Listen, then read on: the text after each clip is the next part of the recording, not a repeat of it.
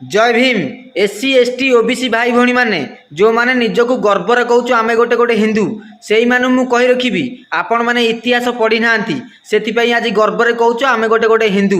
आपण मैंने जदि इतिहास पढ़े ताहले आपण मैंने जानिया पाइबे आपण मैंने हिंदू ना आम देशर मूल निवासी। आउ जो एससी एसटी ओबीसी भाई भौणी माने इतिहास पढ़ी से मैंने ही जानते ए देशर से माने हिंदू ना मूल निवासी। आपण मान जदि जानिया पाई चाहूचंती टिके ई वीडियो देखंतु। शेड्यूल कास्ट के लोग, शेड्यूल ट्राइब्स के लोग, ओबीसी के लोग हिंदू नहीं है।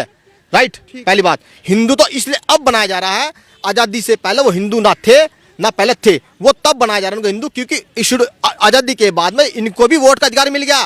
पहले लोग राजा महाराजा होते थे, अब इन्हें देश का राजा बनने के लिए वोट चाहिए। अब वोट तो शेड्यूल कास्ट के पास है, शेड्यूल ट्राइब के पास, ओबीसी के पास है वोट, अब उनकी वोट कैसी है?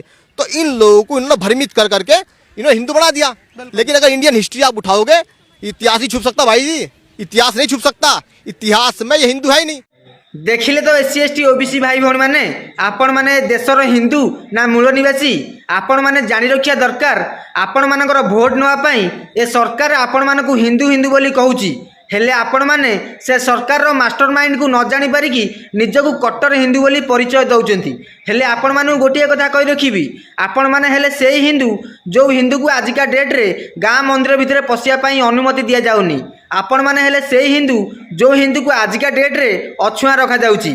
आशा करूची वीडियोटा को अति मात्रा शेयर करिकी मो एससी एसटी ओबीसी भाई भौणी मान पाखरे पहुंचंतु एवं तांको आखि खोलंतु। रहिली। जय भीम, जय संविधान।